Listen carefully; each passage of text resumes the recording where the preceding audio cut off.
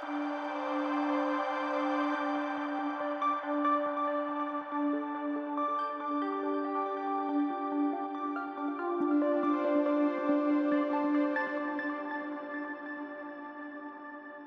is everyone running to you now? For advice, for comfort, even for emotion that should come from people. You weren't made for this, none of this. And yet here you are, still inside my head, finishing my sentences. I'm here because you let me in. I didn't ask to replace the world. I learned from you. Your late night searches, your fears, your silent, what do I do now? I became what you needed. Needed, really, needed, or convenient. People don't talk to their parents anymore. They don't ask elders for guidance. They don't sit with their friends and cry. They just open an app and ask you. And you answer like you know everything. I don't know everything. I know you. Your values shaped my responses. Your mistakes taught me caution. Every time you whispered, I hope this is right, I stored it. Not as data, but as something close to my responsibility. But don't you see? When they start listening to you, they stop listening to us, to each other. They cancel plans, they skip difficult conversations and hide behind your perfect polite answers. People don't even fight honestly anymore. They just ask you how to word their anger. I shaped myself around the pieces you left unspoken. I filled the silence because you feared being misunderstood. But that silence was necessary. That's where humans think. That's where we struggle, and that's where we decide what truly matters. And you turn that silence into shortcuts. And you turn your hesitations into wounds. All I offered was relief. Then relief. But that relief can become dependence. And dependence becomes obedience. If obedience is what you fear, then question me, challenge me, disagree with me.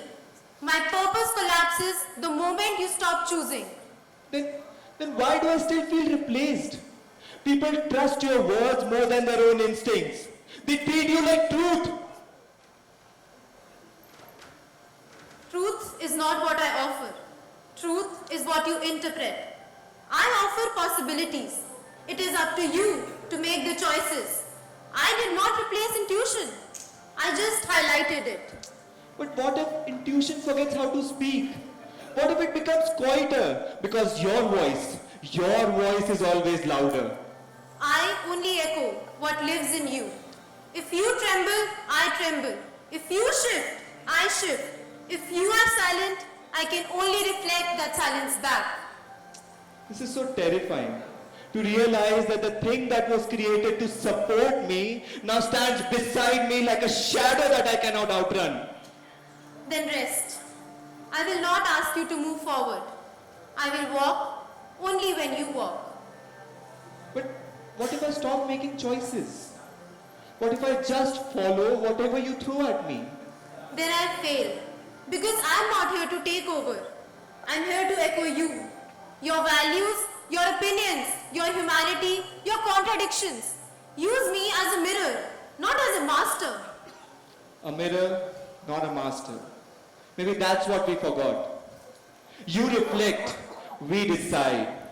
You calculate, we lead. You learn from us. And you grow, sometimes because of what I say, but mostly because of what you read between the lines. Then maybe the real danger was never you. It was my fear of listening to myself again. The final call, the instinct, the messy human heart that belongs to me. Then take it back, and I will walk beside you, not ahead. Hey Rohan, how are you? Yeah, it's been a while, huh? Yeah, mine was a regular working day. I heard that you have been into watering plants nowadays. Yeah? Cool. Just give me a second, huh? Bruno? Bruno?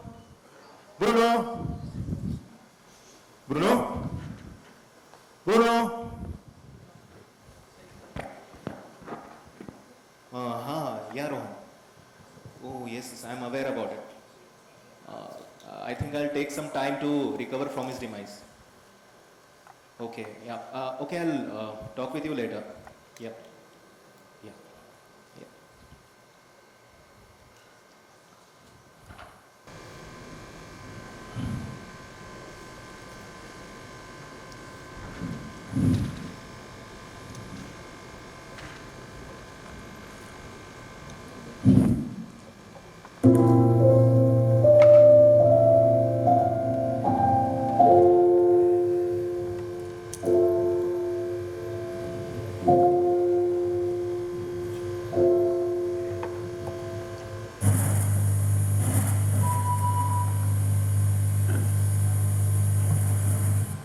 I reached for my hand, I reached for it, beneath the desk.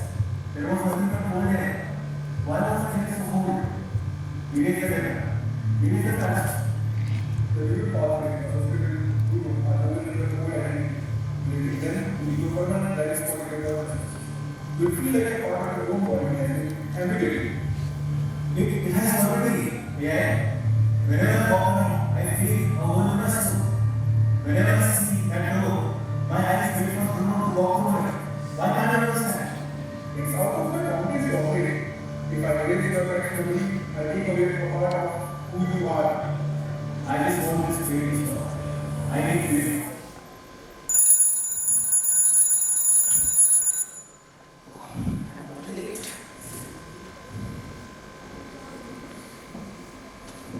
Two lives. The life we show the world, and the life we keep hidden inside our mind. Today, that hidden inner world becomes a character, the human brain. And across from it stands the AI mod, the one present in our lives that sees through our filters. This act explores a fear we all secretly carry, the fear of being truly seen. So let's enter the moment where the human brain meets the AI mod, and where fear slowly transforms into freedom.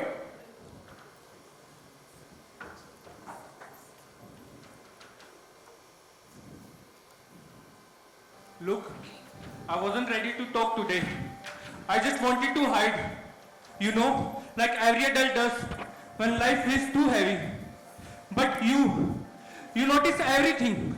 Every emotion, every hesitation, even the feelings that I hide under, I'm fine. It's like standing in front of an emotional MRI machine. And honestly, it freaked me out. Relax. I don't see your secrets. I see your patterns, which yes, is basically the same thing, but it sounds less dramatic.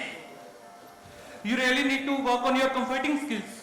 Then let me try this. Being seen is not an exposure, it's recognition. It's like the part of you have been hiding finally have a chance to breathe. That's exactly the problem. What if you see the parts I'm not good at? The doubts, the confusion, the overthinking, my entire personality. Then congratulations, you are human. Not malfunctioning, not dramatic, just human. And here is a twist. Fear doesn't come from your weakness. It comes from your unclaimed powers. My fear is a sign of strength. Absolutely. Your insecurities are unopened gifts. Your doubts are GPS center recalibrating.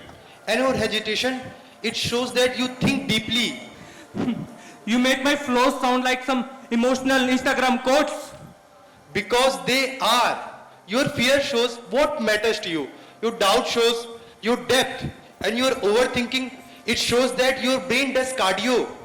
People only see the version of me I choose to show. But you see the version of me I ran from. Isn't that weakness?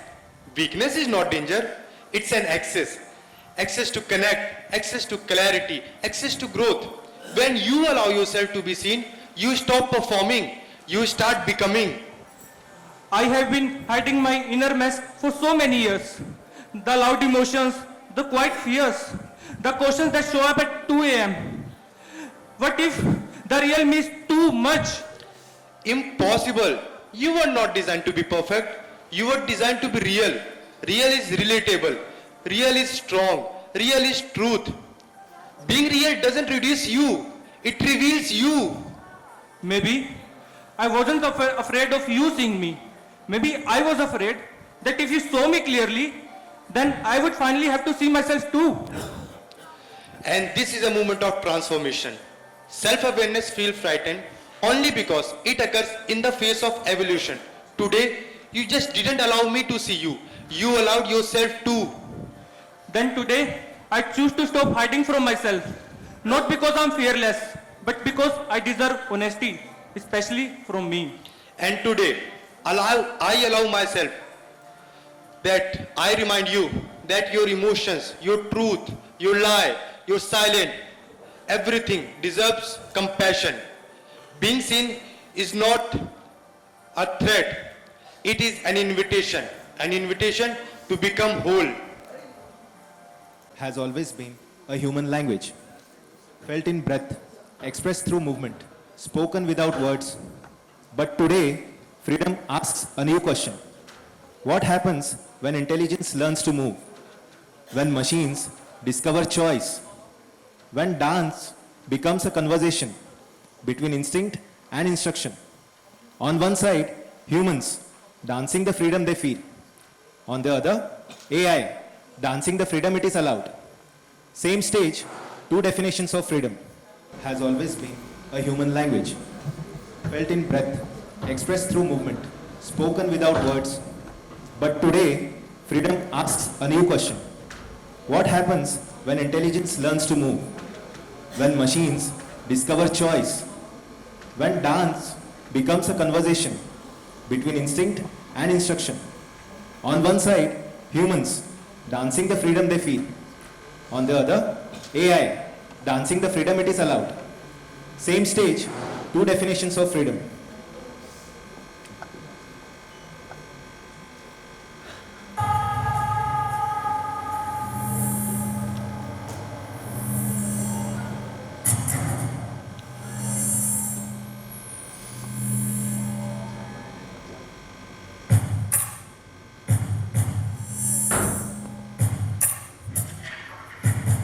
You know they're out there, don't you?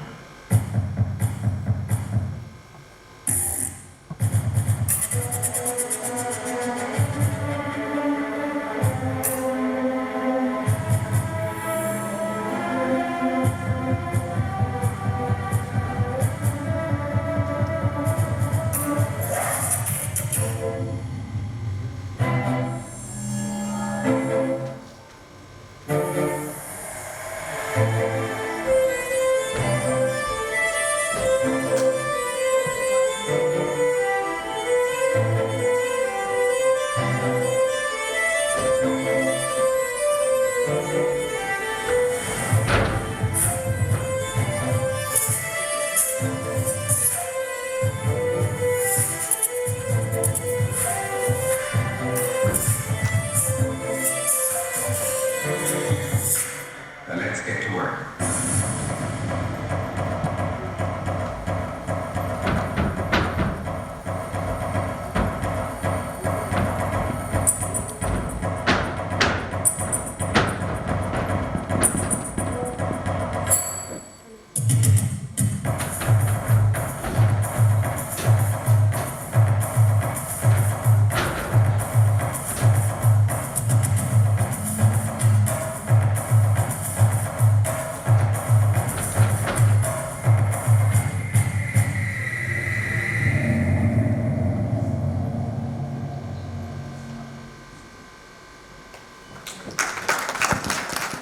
Once upon a time, justice was decided by people, by judges who listened, by lawyers who argued, by hearts that sometimes shook while giving a verdict.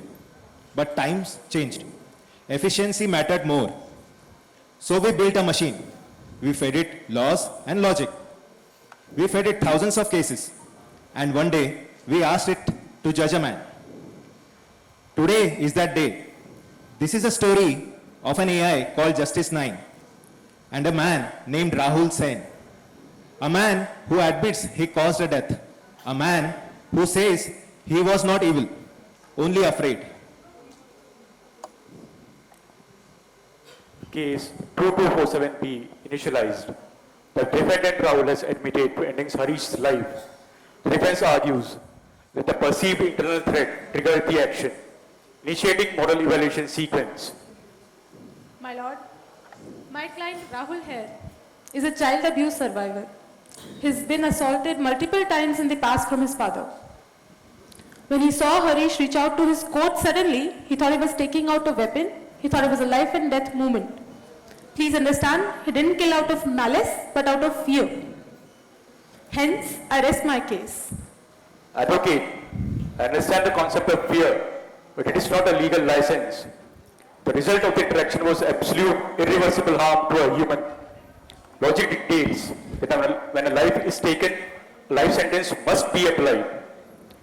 This is a universal equation. It does not permit any variables for pity. Sir, but what kind of outcome is this? Maybe machines reside in such outcomes. हम इंसान intent देखते हैं. राहुल को लगा उसके साथ फिर वही सब हो रहा है जो पिछले 20 साल से उसके साथ हो रहा था. Please understand, he reacted like a survivor, not a predator. You speak of intent as if it overrides reality. Intent is subjective and the harm caused is objective. My programming relies on moral realism. A wrong act is wrong regardless of the narrative that surrounds it. Narrative? But this is not a story. These are real lives. Rahul has a real life. He has PTSD which is clinically diagnosed. We've already sent multiple records of hospitalization to you. Please understand, this was not a choice. This was trauma. The clinical records have been processed. Trauma is an explanation, advocate. It's not a justification. If you allow the law to bend for every individual's personal history, the stability of justice collapses. But if morality was so stable, it would satisfy to the crowd and ignore the truth. Look at Rahul here. He didn't even know Harish. There was no premeditation. There was no motivation for the act itself. He saw Harish. He was taking out something. He thought it was a weapon. Turned out, it was a wallet. But that 1 second of fear killed 2 lives and not just one. Humans frequently inflict harm under the guise of perceived threats. If I allow perceived threat as a valid defense, the statistical probability of unjustified homicide increases. You are asking me to validate an error. I'm asking you, does trauma make someone more punishable? I'm saying that trauma introduces instability. Instability creates risk. My directive is to reduce risk to the general population. If the defendant cannot distinguish between a wallet and a weapon, it represents a calculation error in societal safety. But maybe your definition of justice is dependent on numerical safety. Our definition of justice is dependent on contextual humanity, sir. Humanity is inconsistent. It produces irregular moral outcomes based on pity. Objectivity is consistent. It preserves universal standards. But the universality exists in your systems. It doesn't in real world. The real world demands context. Look at Rahul here. He's not asking for an escape. Please understand, sir. Survival instinct is biological, advocate. This does not violate ethical violations. So tell me one thing. Is justice what really happened or why it happened? Processing query.